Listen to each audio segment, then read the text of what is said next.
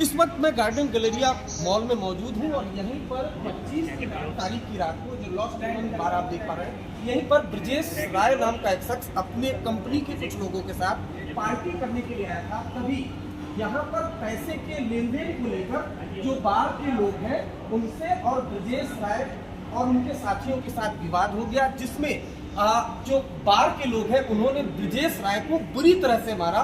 इतनी बुरी तरह से मारा कि ब्रजेश राय इसी बार में अधमरे हो गए। उसके बाद उन्हें अस्पताल ले जाया गया, जहां पर ब्रजेश राय की मौत हो गई। नोएडा पुलिस का कहना है कि इस मामले में हमने 302 की यानी हत्या का मुकदमा दर्ज कर लिया है। जो ये बार आप देख पा रहे हैं, इस बार के तमाम सीसीटीवी फुटेज को नोएडा पुलिस ने अपने कब्जे में लिया है और पूरे मामले की छानबीन की जा रही है। जो लॉस्ट लेमन बार है, इसके कुल 14 एम्प्लॉइज को पुलिस ने अपनी हिरासत में लिया है। पुलिस का कहना है कि इस मामले में सख्त एक्शन लिया जाएगा।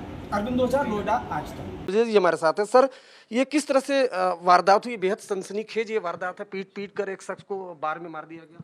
कल 11 बजे के आसपास की घटना बताई गई है। इसमें 6 लोग आए थे, 7 लोग थे, अंदर पार्टी कर रहे थे और उसी समय संभवतः किसी बात को लेकर के जो वहाँ स्टाफ था उनके साथ इनका विवाद हुआ और उस विवाद में मारपीट भी शुरू हो गई और उसमें एक जो व्यक्ति थे उनको चोट लग गई।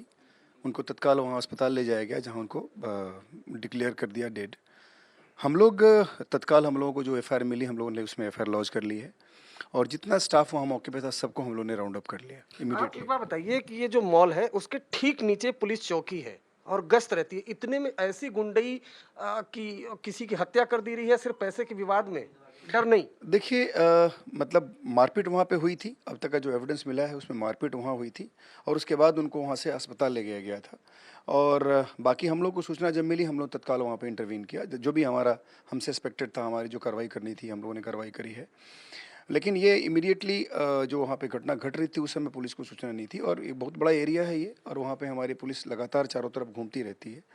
लेकिन उस मौके पे जहाँ पे ये घटना घटी वहाँ पे उस समय पुलिस नहीं थी और तत्काल जैसे ही ये बात हम लोगों को पता चली, हम लोगों ने जो भी आवश्यक कार्रवाई थी हम लोगों ने की। सर ये और लगातार इस तरह की, खासतौर पर नोएडा, दिल्ली एनसीआर में, लेकिन नोएडा में इस तरह की लगातार आ रहा है कि जो बाउंसर हैं या क्लब के, रेस्टोरेंट के, वो ग्राहकों के साथ इस तरह की अगर कोई बातचीत होती है, कोई कस्टमर गया है तो उससे और भी तरीके हैं टैकल करने के लिए, कि ऐसा क्या कि बेखौफ होकर, निडर होकर जो जैसा बता रहे 14 लोगों को आपने हिरासत में लिया कि किसी शख्स को मतलब बार के अंदर मारा जाए, और क्या आप लोग इस तरह की कोई गाइडलाइंस करते हैं या कि इन लोगों के खिलाफ एक्शन लेते हैं, कुछ करते हैं?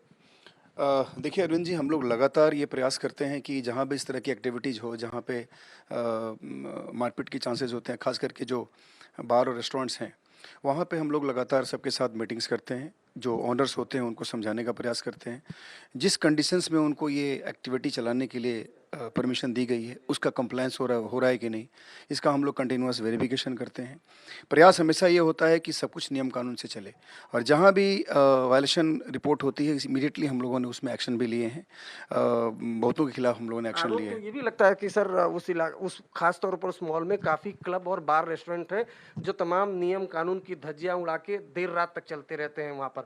नंबर 1। नंबर 2, क्या आप मालिक के खिलाफ भी लेंगे जो बार ऑनर है? देखिए नियम कानून, जो पहला प्रश्न आपका है नियम कानून की धज्जियां उड़ाने की, उसमें हम लोगों ने सबके चीज़ों को, जैसे मैंने बताया, बार बार इनके एंटीसीडेंट जो काम करने वाले हैं उनका वेरिफिकेशन, जो इनके लाइसेंसेज हैं उसके कंडीशंस, इस सब को हम लोग वेरीफाई करते रहते हैं।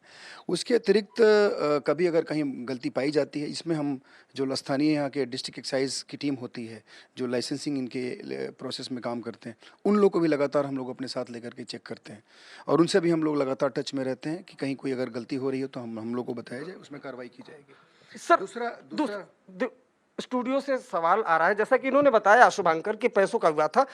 एग्जैक्टली जो आपने छानबीन की होगी, पूछताछ की होगी, आखिर ऐसा क्या हुआ रेस्टोरेंट में कि ग्राहक अपने ग्राहक को ही पीट पीट के मार दिया? इतना क्या गुस्सा था, क्या वजह थी, क्या इंसिडेंट था, उसके बारे में? देखिए, चीज़ें बहुत क्लियर नहीं है अभी, चूँकि कल रात की घटना है और रात में हम लोगों ने सबको अभी लिया है हिरासत में। जितने लोग थे वहाँ पे, काफ़ी लोग स्टाफ में थे, वन बाय वन हम सबसे इंट्रोगेट कर रहे हैं ताकि ये पता चल पाए कि एक्चुअली सच्चाई में क्या हुआ। लेकिन जो अब तक निकल के आया है उसमें पैसे का कुछ विवाद हुआ बिल को लेकर, और एक बात और भी निकल के आई है कि उसमें ये कहा जा रहा था कि शायद वो लोग चाह रहे थे कि ये लोग यहाँ से जाएं और बाकी जो मतलब जितना भी इन लोगों ने अपना कंज्यूम किया था उसका पैसा दें। सीसीटीवी लिया कब्जे में? सीसीटीवी में तो सब कुछ साफ हम लोगों ने उस सारे वहाँ पे जितने सारे हमारे लिए एविडेंस हो सकते हैं सबको हम लोगों ने अपने पोजीशन में लिया है, लेकिन अभी उसका एनालिसिस चल रहा है धीरे धीरे, और जो भी चीज़ें फाइंडिंग आ जाएगी।